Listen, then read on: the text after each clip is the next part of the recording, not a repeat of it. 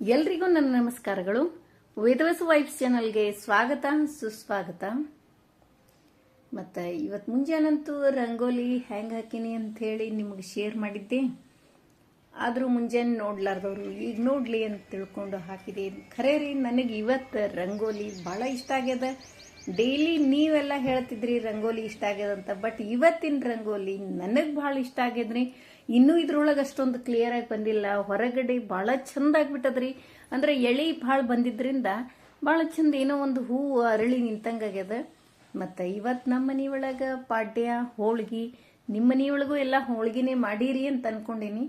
ಮತ್ತು ಕಡ್ಲಿಬೇಳೆ ಚಂದಾಗಿ ಬೇಯಿಸ್ಕೊಂಡು ನೀರೆಲ್ಲ ತಕ್ಕೊಂಡಿರಿ. ಕಡ್ಲಿಬೇಳೆ ನೀರು ಅಂದ್ರೆ ಕಡ್ಲಿಬೇಳೆ ಕಟ್ಟು, ಅದನ್ನೇ ಕಟ್ಟಿನ ಸಾರು ಮಾಡಿಬಿಡ್ತೀನಿ. ಮತ್ತು ನಮ್ಮ ಕಡೆ ಹೋಳ್ಗೆ ಅಂತೂ ಸ್ವೀಟ್ ಒಂದು ಚೂರು ಜಾಸ್ತಿನೇ ಇರ್ತದೆ. ಹಾಗಾಗಿ ಕಡ್ಲಿಬೇಳೆ ಎಷ್ಟು ಹಾಕೊಂಡಿರ್ತೀನಿ ಅಷ್ಟೇ ಬೆಲ್ಲ ಹಾಕಿಬಿಡ್ತೀವಿ. ಇನ್ನೂ ಸ್ವೀಟ್ ಬೇಕಂದ್ರೆ ಇನ್ನೊಂದು ಅರ್ಧ ವಾಟ್ಕ ಹಾಕ್ಬೋದು. ಮತ್ತು ಹಿಟ್ಟು ಒಳಗೆ ಏನದ ಎಣ್ಣೆ ಮತ್ತು ಅರಿಶಿನ ಎರಡೂ ಕೂಡ ಹಾಕಿ ಕಲಿಸಿರ್ತದ್ರಿ. ನಾವು ಹೋಳ್ಗೆ ಒಳಗೆ ಜಾಸ್ತಿ ಅರಿಶಿನ ಮತ್ತು ಎಣ್ಣೆ ಹಾಕಿ ಕಲಸೋದು. ಯಾಕಂದ್ರೆ ಹೋಳ್ಗೆ ಕಲರು ಚಂದ ಬರ್ತಾವ, ಸ್ಮೂತಾಗಿ ಮಸ್ತ್ ಉಬ್ತಾವ, ನೋಡ್ಲಿಕ್ಕೂ ಚಂದ ಅನಿಸ್ತಾವ. ಹೀಗಾಗಿ ಹಬ್ಬದ ಊಟ ಅಂದ್ರೆ ಹೋಳ್ಗೆ ಒಳಗೆ ಅರಿಶಿನ ಮತ್ತು ಎಣ್ಣೆ ಹಾಕಿ ಮಾಡೋದು ನಮ್ಮ ಕಡೆ ಜಾಸ್ತಿ ರೀ. ಈ ಹಿಟ್ಟು ಏನದ ಒಂದು ಅರ್ಧ ಗಂಟೆ ನೆನಿಲಿಕ್ಕಿಟ್ಟು ಈಗ ಹೂರಣ ರುಬ್ಕೊಂಡು ಬಿಡ್ತೀನಿ ರೀ. ಮತ್ತು ಹೂರಣ ಏನದ ಎಷ್ಟಾಗಲಿ ಒರಳೊಳಗೆ ರುಬ್ಕೊಂಡಿದ್ದ ಟೇಸ್ಟ್ ಬೇರೆ ರೀ. ಮತ್ತು ಒರಳೊಳಗೆ ಜಾಸ್ತಿ ಲಘುನೇ ಆಗ್ತದ್ರಿ. ನಾವೆಲ್ಲ ಅನ್ಕೋತೀವಿ ಮಿಕ್ಸಿ ಒಳಗೆ ಹಾಕಿದ್ರೆ ಭಾಳ ಜಲ್ದಿ ಆಗ್ತದಂಥೇಳಿ. ಹಂಗೇನಿಲ್ರಿ. ಒರಳೊಳಗೆ ಒಂದು ಭಾಳ ಅಂದ್ರೆ 5 ನಿಮಿಷ ಅಥವಾ 6 ನಿಮಿಷದೊಳಗೆ ಆಗ್ತದ್ರಿ.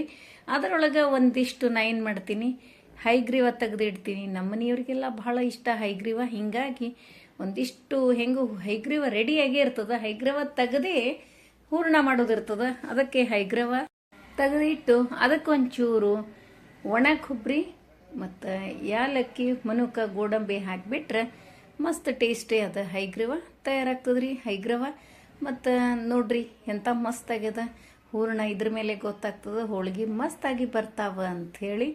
5 ಅಥವಾ 6 ನಿಮಿಷ ರೀ ಇದು ಹೂರಣ ಮಾಡ್ಕೊಳ್ಳಿಕ್ಕೆ. ನಾನು 2 ವಾಟಕ ಹಾಕಿದ್ದೆ, ಅದ್ರಾಗ ಒಂದಿಷ್ಟು ಹೈಗ್ರೀವ ತೆಗೆದಿಟ್ಟೆ, ಒಂದು 1.5 ವಾಟಕ ಹೂರಣ. ಮತ್ತು ನಮ್ಮ ಕಡೆ ಎಲ್ಲ ಇನ್ನೊಂದು ಏನು ಗೊತ್ತೇನ್ರಿ, ಈಗ ಹೋಳ್ಗೆ ಕಡುಬು ಮಾಡ್ತೀವಲ್ಲ ಹೂರಣಕ್ಕೆ ಹಾಕಿದಾಗ ಅಂದಾಜು ಮೇಲೆ ಹಿಟ್ಟಾತು ಅಂದ್ರೆ ಹೂರಣದ ಹಿಟ್ಟು, ಹೂರಣ ಮತ್ತು ಹೋಳ್ಗೆ ಹಿಟ್ಟು, ಕಡುಬು ಹಿಟ್ಟು ಮಾಡ್ಕೊಂಡಿರ್ತೀವಿ. ಆವಾಗ ಆ ಹಿಟ್ಟು ಜಲ್ದಿ ಖಾಲಿಯಾಗಿ ಹೂರಣ ಉಳಿತು ಅಂತಂದ್ರೆ ಮತ್ತು ಮನೆಯೊಳಗೆ ಏನಾದರೂ ಫಂಕ್ಷನ್ ಮಾಡ್ತೀವಿ ಅಂತ ಅರ್ಥ. ಹೂರಣ ಜಾಸ್ತಿ ಉಳಿತಂದ್ರೆ ಮತ್ತು ಹಿಟ್ಟು ಉಳಿತಂದ್ರೆ ಏನಿಲ್ಲ. ಹಿಂಗೆ ಇದು ಮೊದಲಿಂದೇ ಅಂತಾರ್ರಿ.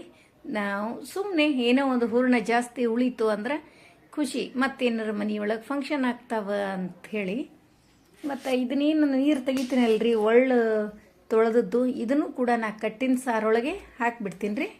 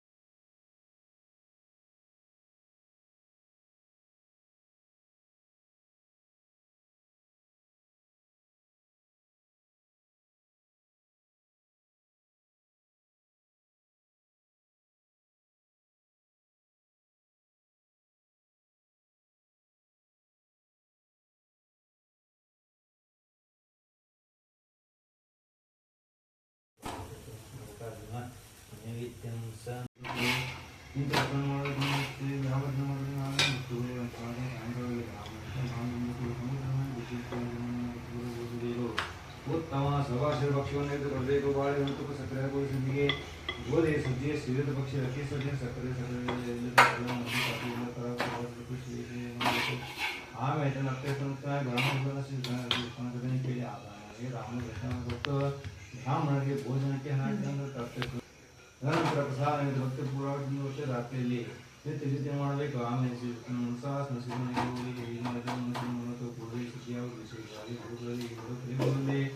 ಬಹು ಸುಲಭವಾಗಿ ಫಲ ಕೊಂಡದ್ದಾಗುತ್ತದೆ. ಹೀಗೆ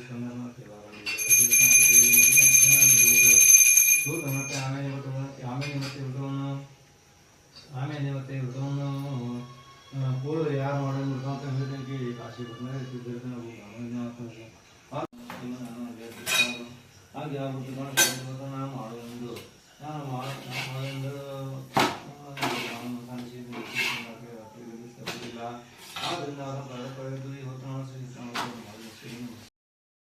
ಆ ಕಡೆ ನಮ್ಮ ಮನೆಯವರು ಸತ್ಯನಾರಾಯಣ ಪೂಜೆ ಮಾಡ್ಲಿಕತ್ತಾರ್ರಿ. ಅಷ್ಟರೊಳಗೆ ನಾನೊಂದಿಷ್ಟು ಮೊದಲು ಪ್ರಸಾದ ಮಾಡಿಕೊಟ್ಟು ಈ ಕಡೆ ಹೋಳಿಗೆ ಮಾಡಿದೆ. ಮತ್ತು ಹಂಗೆ ಪಲ್ಯ ಸಾರು ಎಲ್ಲ ಇಳಿತ್ರಿ. ಮತ್ತಿನ್ನು ಆರತಿ ತಯಾರಿ, ಹೂರ್ಣದ ಆರತಿ.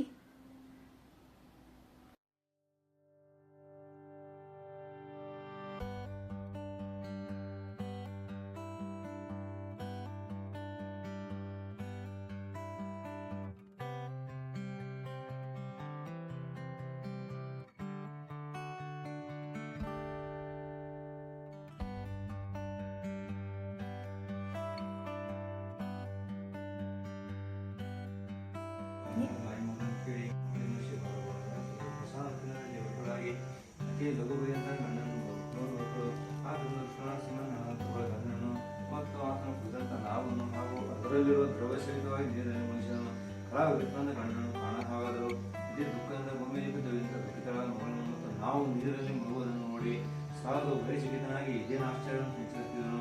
ಹಾಗಂತೆ ನಾವಡಿಗರ ಅಂಬೆದ ಚಿಂತನೆ ಪೂರ್ಣರು. ಹಾಗೆ ಯಾವತ್ತಿಯೂ ನನ್ನ ಮಗಳ ಅವಸ್ಥೆ ನೋಡಿ ಕೇಳಿದ ಅಂದರಾಗಿ ಈಗಲೇ ಅಂತ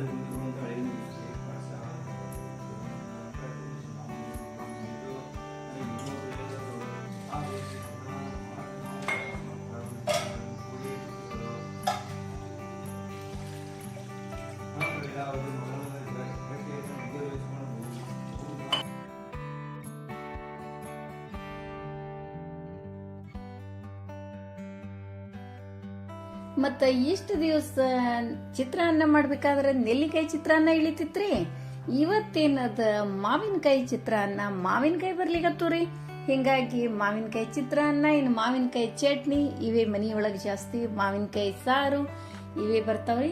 ಮತ್ತು ಮಾವಿನಕಾಯಿ ಸಾರು ಮಾಡಿದಾಗ ತೋರಿಸ್ತೀನಿ, ಮತ್ತು ಚಟ್ನಿನೂ ತೋರಿಸೋಣಂತ ಒಂದ್ಸಾರಿ.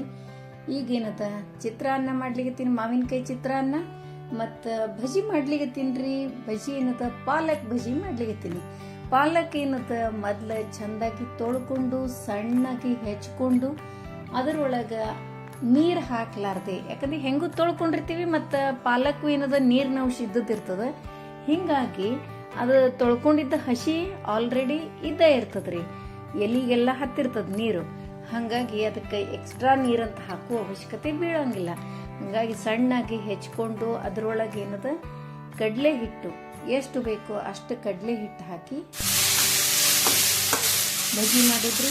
ಮತ್ತು ಮೆಂತೆ ಪಲ್ಯ ಒಂದೆರಡು ಸೂಡು ಮೆಂತೆ ಪಲ್ಯ ಇತ್ತು. ಮೆಂತೆ ಪಲ್ಯ ಹೆಚ್ಕೊಂಡು ಮೊದಲು ತೊಳೆದು ಹೆಚ್ಕೊಂಡು ಒಗ್ಗರಣೆ ಹಾಕಿ ಅದರೊಳಗೆ ಏನದ ಕಡಲೆ ಹಿಟ್ಟು ಹಾಕಿ ಮತ್ತು ನೀರು ಹಾಕಿ ಒಂದು ಸ್ವಲ್ಪ ಹುಳಿ, ಉಪ್ಪು, ಖಾರ ರುಚಿಗೆ ತಕ್ಕಷ್ಟು ಹಾಕಿ ಮುದ್ದೆ ಪಲ್ಯ ರೀ. ಬರೀ ಮೆಂತೆ ಪಲ್ಯ ಮುದ್ದೆ ಪಲ್ಯ ಇಳಿತು. ಈಗೇನದ ಪಾಲಕ್ ಬಜ್ಜಿ ತಯಾರಿ ನಡೆದದ್ರಿ.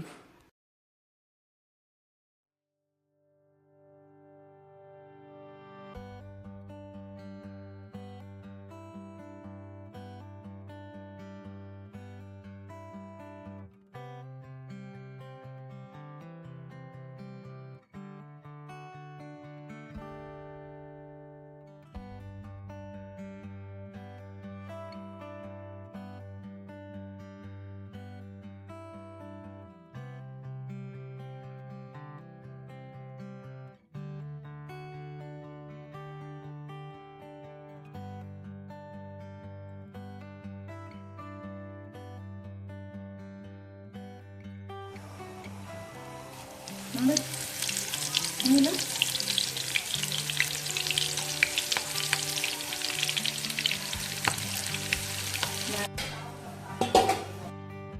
ಪಾಲಕ್ ಬಜ್ಜಿ ಅಂತೂ ಬಹಳ ಟೇಸ್ಟ್ ಆಗಿತ್ತು ರೀ. ಮತ್ತು ಪಾಲಕ್ ಬಜ್ಜಿ ನೀವು ಹೆಂಗೆ ಮಾಡ್ತೀರಿ ಅಂತೇಳಿ ಕಮೆಂಟ್ ಮಾಡಿ ತಿಳಿಸೋದು ಮರಿಬೇಡ್ರಿ. ಯಾಕಂದ್ರೆ ನಾನು ಬಜ್ಜಿ ಇವೆಲ್ಲ ಮಾಡೋದು ಬಹಳ ಕಡಿಮೆ. ಮತ್ತು ಹಬ್ಬ ಹುಣ್ಣಿಮೆಗೆ ಎಷ್ಟು ಬೇಕಾಗ್ತಾವೆ ಅಷ್ಟ ಮಾಡ್ತೀನಿ. ಅವು ಬಿಟ್ಟು ಮತ್ತು ಪ್ರತ್ಯೇಕವಾಗಿ ಬಜ್ಜಿ ಮಾಡೋದು ಇವೆಲ್ಲ ಭಾಳ ರೇರ್ ರೀ. ವರ್ಷನೊಳಗೆ ಒಂದು ಸರಿನೂ ಮಾಡ್ತೀನಿ ಇಲ್ಲೋ ಗೊತ್ತಿಲ್ಲ. ಮತ್ತು ಒಂದಿಷ್ಟು ಪೂರಿ ಇಷ್ಟೆಲ್ಲ ಅಡಿಗೆ ಇವತ್ತಾಗಿತ್ರಿ. ಹೊಸ ವರ್ಷ, ಪಾಡ್ಯ ಮತ್ತು ಕುಲದೇವ್ರ ನೈವೇದ್ಯ ಎಲ್ಲ ಆಗ್ಬೇಕಲ್ರಿ. ಹಿಂಗಾಗಿ ಇಷ್ಟೆಲ್ಲ ಅಡಿಗೆ ಆಗಿತ್ತು ನೋಡ್ರಿ.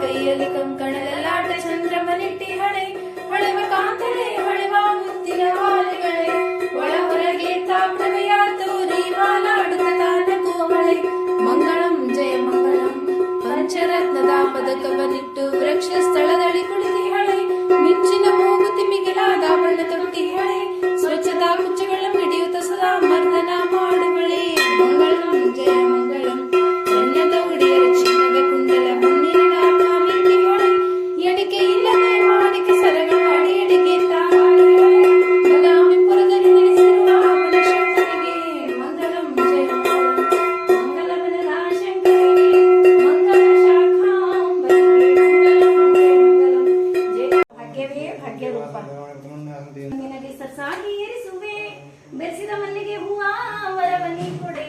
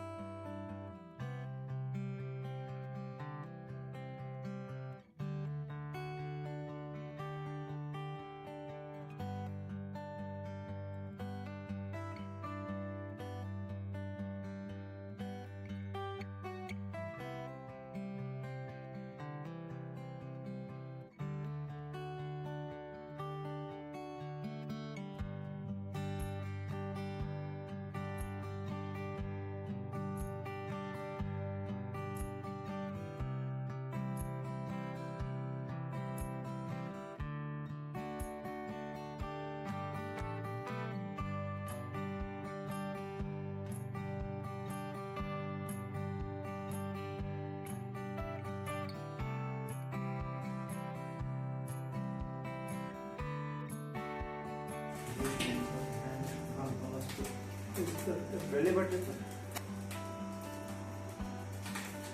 ಕಾಯಿನದ